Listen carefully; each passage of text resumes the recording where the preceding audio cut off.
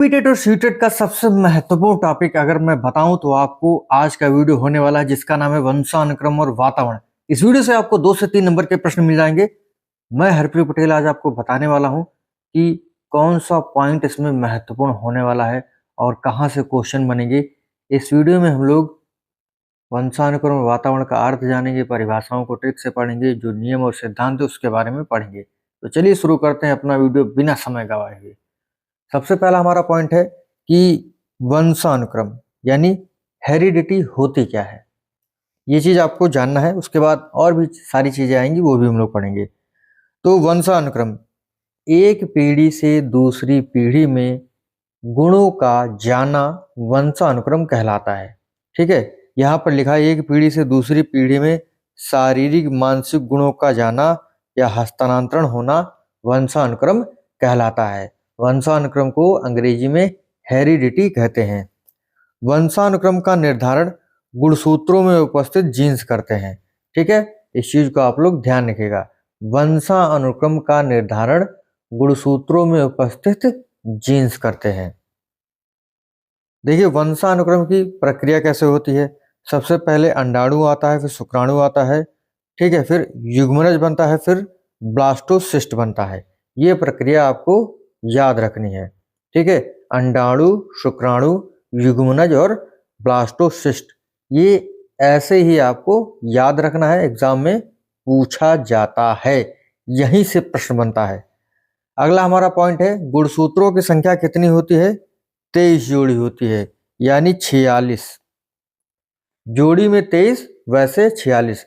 Exam में पूछा जा सकता है कि गुणसूत्रों की संख्या कितनी होती है, तो 46 होती है।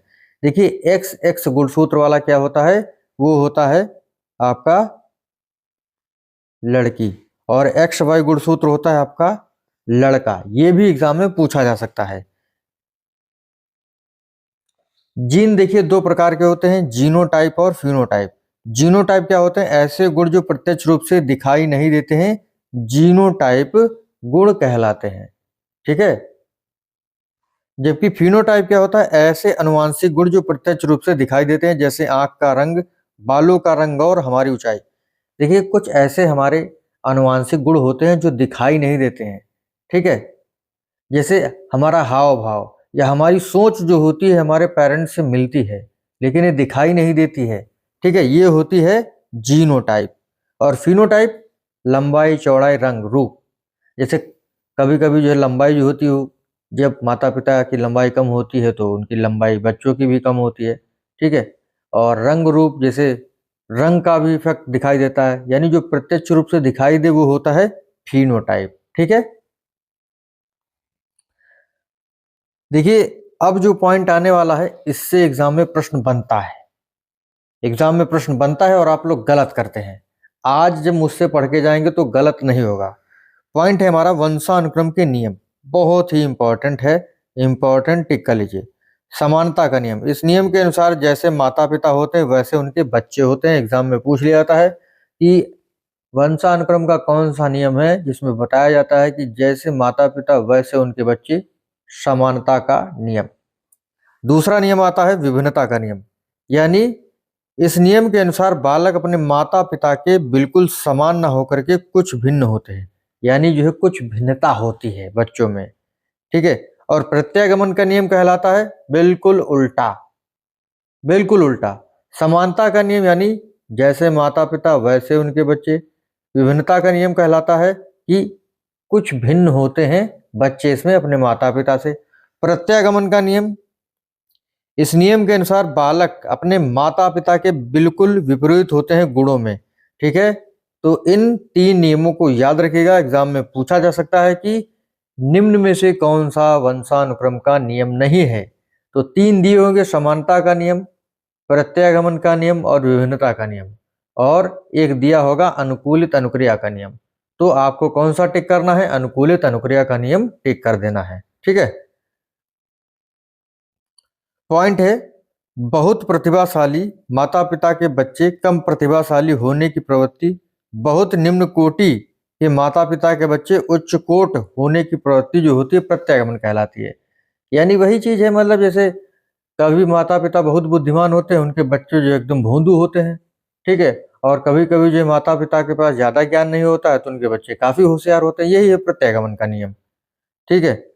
वंशानुक्रम के सिद्धांत, ये देखिए अभी नियम थे, सिद्धांत जो है वो भी पूछे जाते हैं।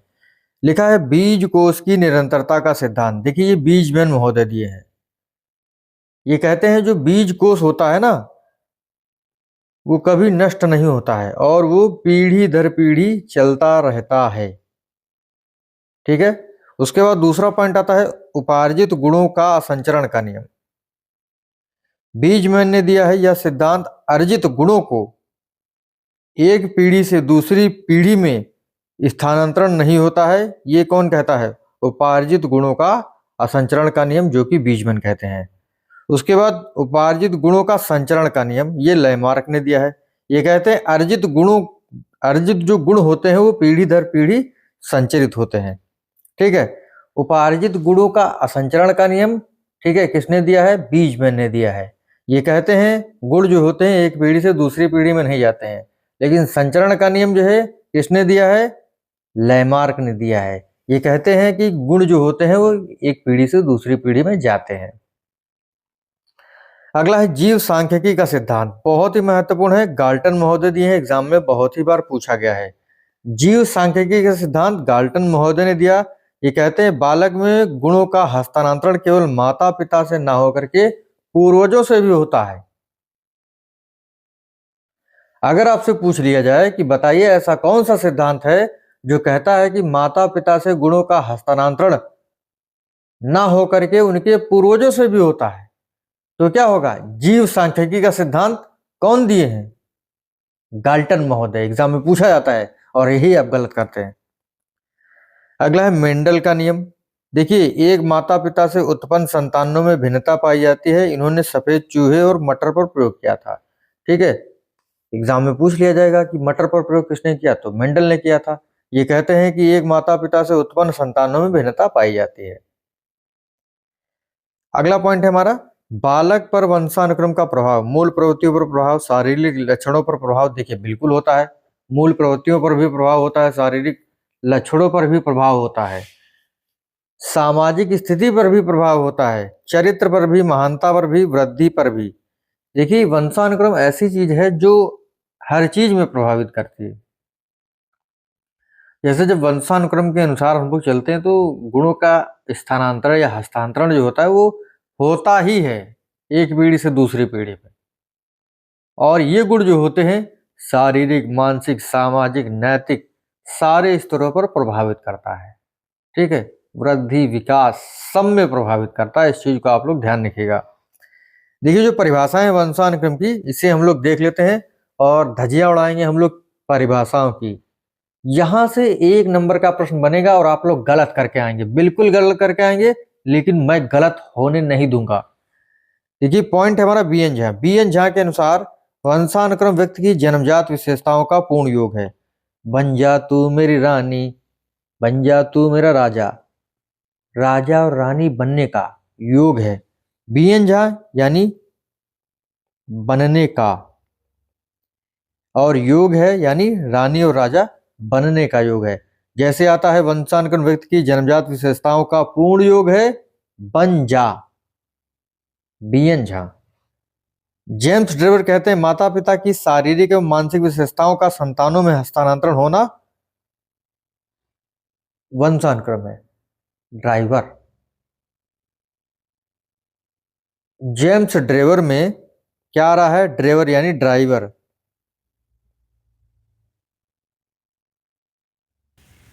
जो ड्राइवर होता है वो शारीरिक और मानसिक रूप से आपको हस्तांतरित करता है या भेजता है, ठीक है।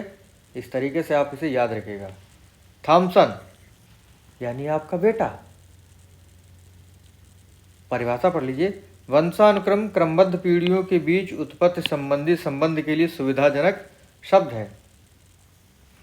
देखिए सुविधाजनक शब्द है। थॉमसन जब आपका बेटा होता है तो आप सोचेंगे कि जो भी सुविधा या सुविधाजनक चीज़ें उसको मिलती हैं वो मुझे भी मिले। इस तरीके से आप इसे याद रख सकते हैं। वुडवर्थ कहते हैं वंशानुक्रम में वे सभी बातें आ जाती हैं जो जीवन का आरंभ करते समय जन्म के समय नहीं वरन गर्भाधान के समय जन्म से लगभग 9 माह पूर्व व्यक्ति में उपस्थित थी। इसको कैसे याद रख सकते हैं? देखिए लंबी परिभाषा है, लेकिन वुड बर्थ यानी लकड़ी की बर्थ पर हम लोग 9 महीने बैठे, ठीक है, तब जाके गर्भ धारण हुआ। इस तरीके से आप इसे याद कर लीजिएगा। रूथ बेनेडिक्ट, वंशानुक्रम माता पिता से संतानों को प्राप्त होने वाले गुणों का नाम है। रूथ बेनेडिक्ट बड़ा यार रूठीले आदमी हैं, उनके गुण जो है बहुत ही रूठने वाले हैं। जब देखो तब अपनी संतानों को प्राप्त करने के लिए, संतानों से मिलने के लिए रूठ जाते हैं। इस तरीके से आप इसे याद रख सकते हैं। देखिए अगला हमारा पॉइंट है वातावरण का अर्थ। वंशानुक्रम निपट गया, इंपॉर्टेंट टॉपिक अभी बचा हुआ है वातावरण। वातावरण का अर्थ होता है, देखिए वातावरण 2 शब्दों से मिलकर बना होता है, परि और आवरण। परि मतलब चारों ओर और आवरण मतलब ढके हुए। चारों ओर से जो हमें ढके हुए वही है वातावरण या पर्यावरण। देखिए प्रकृति और बनाम पोषण, इसको लेकर के काफ़ी बार प्रश्न पूछा जाता है। प्रकृति बनाम पोषण, नेचर यानी प्रकृति जो होती है ये कभी बदलती नहीं है, यानी अनुवांशिकता। नर्चर यानी पोषण, ये वातावरण यानी ये बदलने वाला होता है। अब देखिए प्रश्न कहाँ से बनता है। प्रश्न बनेगा बताइए निम्न में से कौन बदलने वाला है। तो यहाँ पर आप जाएगा प्रकृति बदलेगी या पोषण बदलेगा, ठीक है। तो कौन बदलेगा? पोषण बदलेगा। इस तरीके से प्रश्न पूछा जाता है और ये प्रश्न आया हुआ है भाई। अगला पॉइंट है वुडवर्थ। वुडवर्थ ने एक परिभाषा दी, कहते हैं जो विकास होता है अनुवांशिकता और वातावरण का गुणनफल होता है। D बराबर H/E। D मतलब डेवलपमेंट यानी विकास, H मतलब हेरिडिटी यानी अनुवांशिकता और E मतलब इन्वायरमेंट यानी वातावरण, ठीक है। हेरिडिटी इंटू इन्वायरमेंट, ठीक है, और D मतलब डेवलपमेंट, ठीक है। इस चीज़ को आप लोग ध्यान रखिएगा। देखिए वातावरण का प्रभाव, शारीरिक अंतर पर प्रभाव, मानसिक विकास पर, प्रजाति की श्रेष्ठता पर, बुद्धि पर, व्यक्तित्व पर, अनाथ बच्चों पर, जुड़वा बच्चों पर, बिल्कुल भैया पड़ता है, सभी पर पड़ता है, ठीक है। ये ज़्यादा चीज़ें आपको सब पता है कि वातावरण जो है शारीरिक चीज़ों पर प्रभावित करता है, शारीरिक चीज़ों को मतलब शारीरिक चीज़ों पर भी प्रभाव डालता है। वातावरण अगर जैसे अफ्रीका के लोग कैसे होते हैं, वहाँ का वातावरण जैसा होता है उसी हिसाब से दिन भर में 4 प्रकार से जो है ऋतु होती है। सुबह ठंडी, दोपहर में गर्मी, शाम को जो है आंधी चलेगी, फिर बारिश हो जाएगी, तो इसी वजह से वो काले होते हैं। अपने यहाँ जो है मौसम बदलता है, समय के अनुसार बदलता है, इसी वजह से हम लोग यहाँ ऐसे हैं। मानसिक प्रभाव उसी हिसाब से मन होता है। प्रजाति की श्रेष्ठता बिल्कुल वातावरण के अनुसार प्रजाति होती है। बुद्धि पर भी प्रभाव पड़ता है, अगर गर्मी ज़्यादा होगी तो बुद्धि खराब हो जाएगी, मौसम अगर अच्छा होगा तो काम अच्छा हम लोग करेंगे।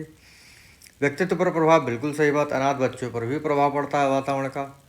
ट्विंस, देखिए आइडेंटिकल ट्विंस जो है ये सेम होते हैं, इसमें सब चीज़ एक जैसी होती है। और फ्रैटर्नल ट्विंस जो होते हैं इसमें डिफरेंट सेक्स लेकिन डिफरेंस इंटरेस्ट भी होता है इसमें। जो आइडेंटिकल ट्विंस होते हैं ये सेम थिंग्स वाले होते हैं, यानी इनमें कोई चेंजमेंट नहीं होता है, सब कुछ सेम होता है, ठीक है। रंग रूप एक जैसा, इच्छाएं एक जैसी। लेकिन जो फ्रैटर्नल ट्विंस होते हैं इसमें जो सेक्स होता है, यानी जो लड़का अगर होगा तो लड़का होगा, साथ में पैदा होगा, और लेकिन चॉइसें अलग अलग होती हैं। मतलब सॉरी क्या बताया, फ्रैटर्नल ट्विंस में जो होता है जो डिफरेंट सेक्स होता है, यानी बच्चा जो पैदा होगा इसमें लड़का लड़की पैदा होगा, लेकिन साथ के होते हैं, डिफरेंस होता है, इसमें कोई दिक्कत नहीं होती। देखिए उसके बाद जानेंगे हम लोग वातावरण की परिभाषाएं, बहुत ही इंपॉर्टेंट है, हम लोग फटाफट याद कर लेते हैं। देखिए ह्रास, वातावरण वह बाहरी शक्ति है जो हमें प्रभावित करती है। देखिए वातावरण वह बाहरी शक्ति है जो हमें प्रभावित करती है, तो इसको याद करने की ट्रिक मैंने आपको बताई कि बाहर की चीज़ें मुझे ह्रास नहीं आती हैं। वातावरण वह बाहरी शक्ति है जो हमें प्रभावित करती है, यानी ह्रास नहीं आती, बाहर की चीज़ें मोमोज, चाउमीन, बर्गर, पिज्ज़ा ये हमें पसंद नहीं है। इस तरीके से आप याद रख सकते हैं। जिस बट वातावरण वह हर वस्तु है जो किसी अन्य वस्तु को घेरे हुए है और उस पर सीधा प्रभाव डालती है। अगर हम लोगों ने जिस बर्ड यानी शर्ट पहन ली है किसी भी रंग की, तो हम पर जो है वो हमको चारों ओर से घेर लेती है और हम पर सीधा प्रभाव डालती है। ये जिस बर्ड की परिभाषा है। ठीक है, इस तरीके से आप याद रख सकते हैं। वुडवर्थ कहते हैं वातावरण में वे बाह्य सब तत्व आ जाते हैं जिन्होंने व्यक्ति को जीवन आरंभ करने के समय प्रभावित किया था। अगर ये परिभाषा आ गई तो आप क्या करेंगे? गलत करके आए भाई, गलत नहीं करना है आपको, याद कर लेना है। वातावरण में वे सब वह तत्व आ जाते हैं जिन्होंने व्यक्ति को जीवन आरंभ करने के समय से प्रभावित किया था। यानी जीवन जब आरंभ हुआ था तब भी जो है लकड़ी हुई थी, मतलब तब भी लकड़ी थी, और वह जो है सभी को प्रभावित करती थी। इस तरीके से आप रिलेट करके याद कर सकते हैं। एनोस्टेसी वातावरण वह हर वस्तु है जो व्यक्ति के पितृकों के अतिरिक्त प्रत्येक वस्तु को प्रभावित करती है। ठीक है, बोरिंग लैंगफील्ड व वेल्ड कहते हैं। देखिए ये जो एनास्टेसी की परिभाषा है, वुडवर्थ की परिभाषा इतनी महत्वपूर्ण नहीं है, लेकिन याद कर लीजिए आप लोग, क्या दिक्कत है। बोरिंग लैंगफील्ड और वेल्ड, देखिए इतने लैंगफील्ड इतना बोरिंग है कि वो अच्छे से वेल्डिंग ही नहीं कर पाता है। देखिए पढ़िए से, पितृकों के अलावा व्यक्ति को प्रभावित करने वाली वस्तु वातावरण है। बोरिंग लैंगफील्ड और वेल्ड, देखिए लैंगफील्ड इतना बोरिंग है कि वो वस्तुओं पर जो है कोई प्रभाव नहीं डाल पाता है। इस तरीके से आप इसे याद रख सकते हैं। वातावरण और आनुवंशिकता, इनके बीच जो है कैसा संबंध है? इनके बीच पूरक संबंध है। ठीक है, इस तरीके से आप जो है इसे याद रख सकते हैं। देखिए टॉपिक छोटा था लेकिन महत्वपूर्ण टॉपिक है। कहाँ कहाँ से प्रश्न बनता है मैं आपको बताने वाला हूँ। और पिछले वीडियो अगर आप नहीं देखें, डिस्क्रिप्शन में आपको प्लेलिस्ट का लिंक मिल जाएगा। और हम लोग वैसे भी धुआं कर रहे हैं बाल विकास की, और शॉर्ट ट्रिक है तो आपको पता है एकदम गजब की दे रहा हूँ। और आप लोग कमेंट करिए भाई, बताइए कमी कहाँ है, लेकिन मुझे लग रहा है मैं अपना बेस्ट दे रहा हूँ, तो उम्मीद है कहीं कमी नहीं लगेगी आपको। अगर लगती है तो बताइएगा। पहले तो हम लोग थ्योरी को ख़त्म करने वाले, फिर उसके बाद MCQs का सेक्शन चलेगा, उसके बाद मॉक टेस्ट चलेगा। ठीक है, थ्योरी अगर हम अच्छे से पढ़ लेते हैं तो फिर किसी की मजाल नहीं है कि हम बाल विकास में 30 में से 30 नंबर ना ला पाएँ। उम्मीद है आपको वीडियो अच्छा लग रहा होगा। बाकी मिलेंगे आपसे अगले वीडियो में, तब तक के लिए जय हिंद जय भारत। थैंक यू, नमस्कार।